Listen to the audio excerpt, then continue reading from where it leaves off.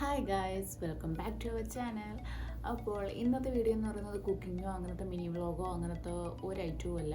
ഇന്നെന്ന് പറയുന്നത് സാധാരണ എല്ലാവർക്കും ഉപകാരപ്പെടുന്ന ഞാൻ ഹെയർ മെയിൻറ്റെയിൻ ചെയ്യാൻ വേണ്ടിയിട്ട് അല്ലെങ്കിൽ ഹെയർ ഗ്രോത്തിന് വേണ്ടിയിട്ട് ചെയ്യുന്ന കാര്യങ്ങളാണ് പറയുന്നത്. അത് കുറച്ച് പേർക്ക് ഹെൽപ്ഫുൾ ആവും എന്നുള്ള രീതിയിലാണ് പറയുന്നത്. എല്ലാവർക്കും ഒരുവിധം അറിയായിരിക്കും, എന്നാലും ജസ്റ്റ് അറിയാത്തവർക്ക് വേണ്ടിയിട്ടാണ്. അപ്പോൾ എൻ്റെ കുറച്ച് ലോങ് ഹെയർ ആണ്. അത് മെയിൻറ്റെയിൻ ചെയ്യാൻ കുറച്ച് പാടാണ്. കാരണം പ്രത്യേകിച്ച് നമ്മൾ ഡെലിവറിയും കൂടെ കഴിഞ്ഞാൽ പിന്നെ കുഞ്ഞുങ്ങളുടെ പിടുത്തവും കാര്യങ്ങളും എല്ലാം കൂടെ ആകുമ്പം തന്നെ മുടി പകുതി പോയി കിട്ടും. അപ്പോൾ അതിന് വേണ്ടിയിട്ട് അത് കൂടുതലും നമുക്കൊന്നും ചെയ്യാൻ പറ്റത്തില്ല. അത് കൂടുതലും പരമാവധി നമ്മൾ മുടി കെട്ടി വെക്കുക എന്നുള്ളൊരു ഇതേ ഉള്ളൂ. നമ്മൾ മുടി അഴിച്ചിട്ടാൽ കൂടുതലും കുഞ്ഞുങ്ങൾ പിടിച്ച് വലിച്ച് പൊട്ടിച്ചെടുക്കത്തേ ഉള്ളൂ. കെട്ടി വെച്ചാലും വലിക്കും, പക്ഷേ എന്നാലും ആ ഒരു മുടി പിടിച്ചുകൊണ്ട് പോകുന്നതിൻ്റെ ഒരു ഇത് കുറച്ച് കുറവായിരിക്കും. അപ്പോൾ നമുക്ക് വീഡിയോയിലേക്ക് കിടക്കാം. ഫസ്റ്റ് വണ്ണെന്ന് പറയുന്നത് നമുക്ക് നമ്മൾ സാധാരണ എല്ലാവരും പണ്ടോട്ട് യൂസ് ചെയ്യുന്ന ഒരു ചീപ്പാണ്. ഈ ടൈപ്പ് ചീപ്പ്. പരമാവധി ഇതിൻ്റെ ഉപയോഗം കുറയ്ക്കുക. കാരണം നമ്മൾ ഇത് യൂസ് ചെയ്യുമ്പം നമുക്ക് നല്ല രീതിയിൽ മുടി പോകും. കാരണം കുഞ്ഞ് നമ്മുടെ ഡിസ്റ്റൻസ് അല്ലേ വരുന്നത്. അങ്ങനെ ഞാനും ഫസ്റ്റ് ഇതൊക്കെ ആയിരുന്നു യൂസ് ചെയ്യുന്നത്. അങ്ങനെ ആ സമയത്തെല്ലാം എനിക്ക് നല്ല മുടി കൊഴിച്ചിലുണ്ടായിരുന്നു. ഡെലിവറിക്ക് മുമ്പും അതിന് ശേഷവും നല്ല മുടി കൊഴിച്ചിലുണ്ടായിരുന്നു. അങ്ങനെ അവസാനം ഇതിൻ്റെ ഒന്നും അറിയത്തില്ല. പിന്നെ അത് മാത്രമല്ല, ഞാൻ നേരത്തെ എൻ്റെ വീഡിയോയിൽ പറഞ്ഞിട്ടുണ്ടായിരുന്നു, എൻ്റെ മുടിക്ക് ഭയങ്കര നമ്മുടെ ഫ്രിസി ഹെയർ ആയിരുന്നു. ഇത് നല്ല ഉടക്കായിരുന്നു. ഉടക്കെന്ന് പറഞ്ഞാൽ നമ്മളെല്ലാം ഏതൊരു നടിയുടെ വീഡിയോ ഞാൻ കണ്ടിട്ടുണ്ട്. ഇതാണെങ്കിൽ ഡെലിവറി കഴിഞ്ഞിട്ട് പിന്നെ മുടി കട്ട് ചെയ്ത് കളയേണ്ട അവസ്ഥ വന്നിട്ടുണ്ടെന്ന്. അതുപോലെ നല്ല ഉടക്കായിരുന്നു. പിന്നെ എങ്ങനെയെങ്കിലുമൊക്കെ കുളിച്ചിട്ടൊക്കെ ഉടക്കെടുക്കുന്ന കാര്യം ആലോചിക്കുമ്പോഴേ തലയ്ക്കങ്ങ് തലവേദനയായിരുന്നു. അങ്ങനെ ലാസ്റ്റ് പിന്നെ അവസാനം നാട്ടിലത്തെ ഒരു ഇത്തടുത്ത്, ഇപ്പം ഞാൻ സൗദിയിലാണുള്ളത്, അങ്ങനെ നാട്ടിലത്തെ ഒരു ഇത്തടുത്ത് ഞാൻ വിളിച്ച് ചോദിച്ചിട്ട് അന്നേരം ആ ബ്യൂട്ടീഷ്യൻ ഇത്താണ് പറഞ്ഞത്. ആദ്യം ഒരു ഇത്തടുത്ത് ചോദിച്ചു. അങ്ങനെ അവർ ഒരു ഓയില് തേക്കാൻ പറഞ്ഞു. ഒരു ഹെയർ സിറം ഉണ്ട്, ലിവുണ്ട്. അത് നമുക്ക് ഓൺലൈനിൽ വാങ്ങിക്കാൻ കിട്ടും. അല്ലാതെ നാട്ടിലും വാങ്ങിക്കാൻ കിട്ടുമെന്ന് എനിക്കറിയില്ല. ഞാൻ അന്ന് മീഷോയിൽ നിന്നാണ് അത് വാങ്ങിച്ചത്. അങ്ങനെ അത് തേച്ചാൽ മതി. അതാദ്യം തേച്ച് നോക്കുക, അല്ലെന്നുണ്ടെങ്കിൽ ബാക്കി നമുക്ക് പ്രൊസീജിയർ എന്താണെന്ന് വെച്ചാൽ നോക്കാമെന്ന് പറഞ്ഞു. അങ്ങനെ ലിവോൺ തേച്ചിട്ടൊന്നും എനിക്ക് ഒരു എഫക്റ്റ് കിട്ടുന്നില്ല. വീണ്ടും ഉടക്ക് തന്നെയായിട്ട് ഇരിക്കുന്നു. സാധാരണ നമ്മൾ ഓയിൽ തേക്കുന്ന ഒരു എഫക്റ്റ് മാത്രമേ എനിക്ക് അന്നേരം തോന്നിയുള്ളൂ. ചിലർക്ക് എഫക്റ്റ് ചെയ്യുമായിരിക്കും, പക്ഷെ എൻ്റെ മുടിക്ക് അങ്ങനെ ഒരു ലുക്കോ കാര്യങ്ങളോ ഒന്നും എനിക്ക് തോന്നിയിട്ടില്ല. അങ്ങനെ അത് കഴിഞ്ഞു. പിന്നെ വേറെ എന്ത് ചെയ്യും, മുടി മുറിച്ച് കളഞ്ഞാലോ എന്ന് വരെ ഞാൻ ചോദിച്ചിട്ടുണ്ട്. അത്രയ്ക്ക് നമുക്ക് കുഞ്ഞിനെയും നോക്കണം, നമ്മുടെ ഹെയറും ഇങ്ങനെ ആകുമ്പോഴത്തേക്ക് സത്യം പറഞ്ഞാൽ ഭ്രാന്ത് പിടിച്ച അവസ്ഥയാവും. അങ്ങനെ വിഷയത്തിൽ നിന്ന് തെന്നി മാറി. ഞാൻ പറയാൻ വന്നത് മെയിനായിട്ട് ഈ ചീപ്പ് യൂസ് ചെയ്യുന്നതിന് പകരം നമ്മൾ ഇങ്ങനത്തെ ടൈപ്പ് ഇപ്പോഴത്തെ പുതിയ മോഡൽ ചീപ്പുകൾ നമുക്ക് കിട്ടുമല്ലോ. കാരണം ഇതിന് കുറേ നമുക്ക് ഈ ഇടകൾ, അതായത് ഓരോ നമ്മുടെ അത് തമ്മിൽ ഡിസ്റ്റൻസുകളുണ്ട്. അന്നേരം അതിനനുസരിച്ച് നമ്മുടെ മുടിയുടെ പെട്ടെന്ന് ഉടക്കെടുക്കാനും പറ്റും, സൂപ്പറായിട്ട് നമുക്ക് ഉടക്കെടുക്കാനും പറ്റും. ഇപ്പോൾ ഒരുവിധം എല്ലാ പിള്ളേരും ഇതായിരിക്കും യൂസ് ചെയ്യുന്നത്.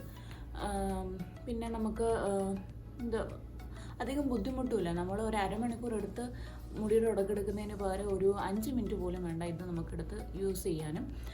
അതുമാത്രമല്ല പെട്ടെന്ന് ഉടക്ക് മാറി കിട്ടുകയും ചെയ്യും. മുടിയൊക്കെ അധികം പോത്തതുമില്ല. എനിക്ക് നല്ല റിസൾട്ട് ഇത് യൂസ് ചെയ്തിട്ട് എനിക്ക് കിട്ടിയിട്ടുണ്ട്.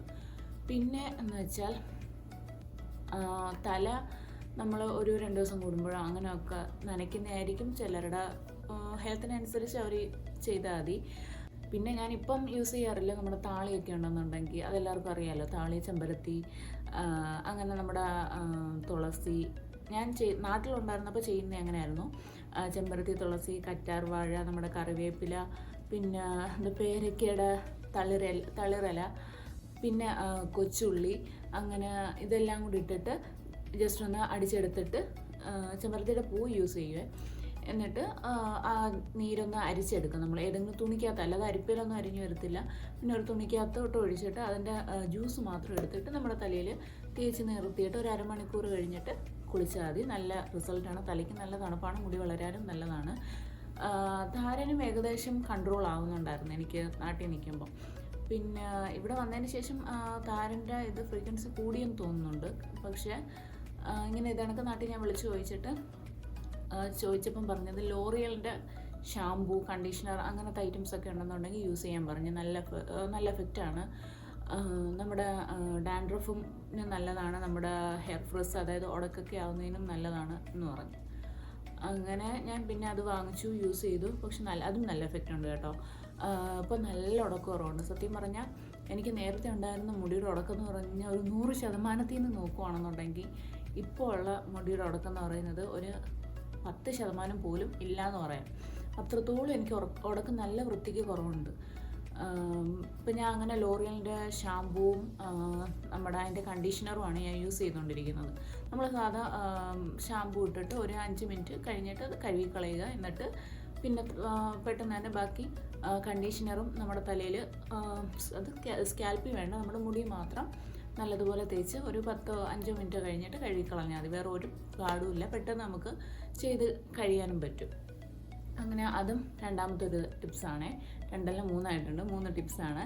പിന്നെയെന്ന് പറയുന്നത് നമുക്ക് അത് ഓരോരുത്തരുടെ നമ്മുടെ നിൽക്കുന്ന ക്ലൈമറ്റിൻ്റെയും കാര്യങ്ങളെ അനുസരിച്ച് ആയിരിക്കും നമ്മുടെ ഈ എണ്ണ തേക്കുന്നത്. ഞാൻ കോക്കനട്ട് ഓയിലാണ് തേക്കുന്നത്. പലരും പല ടൈപ്പ് ഓയിലുകൾ, നല്ല ഹൈ ക്വാളിറ്റി ഹൈ പ്രൈസ് ഓയിലൊക്കെ തേക്കുന്ന ഇങ്ങനെ പറഞ്ഞ് കേട്ടിട്ടുണ്ട്.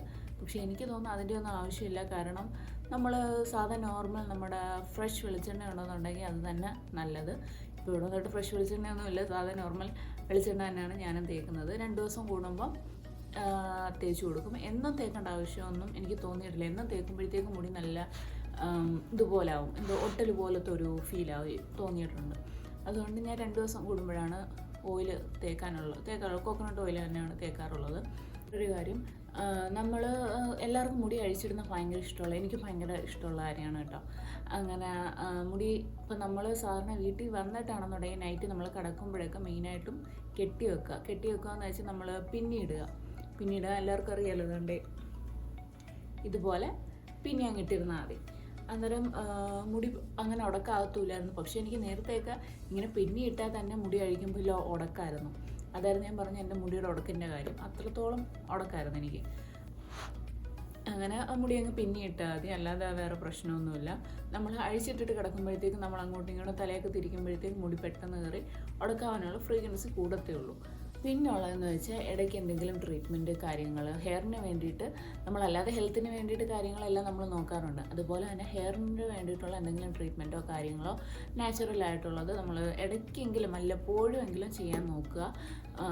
കാരണം നമ്മൾ ഹെൽത്ത് മെയിൻറ്റെയിൻ ചെയ്യുന്ന കണക്ക് തന്നെ നമ്മുടെ ഹെയറിൻ്റെ ഹെൽത്ത് നമ്മൾ മെയിൻറ്റെയിൻ ചെയ്യണം. അല്ലെന്നുണ്ടെങ്കിൽ ഹെയർ പോവും.